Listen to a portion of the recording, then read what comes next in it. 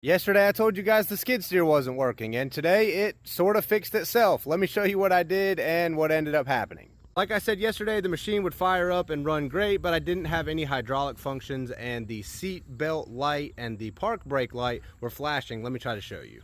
With the machine running, the park brake light would be on and this seatbelt light would be flashing. When I put the lap bar down, this light would go off, and then when I would try to press the park brake button to allow the hydraulics to function, this light would just come back on and flash as if the lap bar wasn't down. And so I thought I had an issue with this lap bar sensor. Basically, I didn't think that this was making a great connection, and I did try to manually engage this. So this morning, what I was going to try to do was pull this plug apart and just put a jumper wire between these two pin connectors and see if that resolved the issue. You can see somebody's been into this harness before. I believe they used to have a GPS unit in here, but this little fused link just doesn't go to anything or have a fuse in it.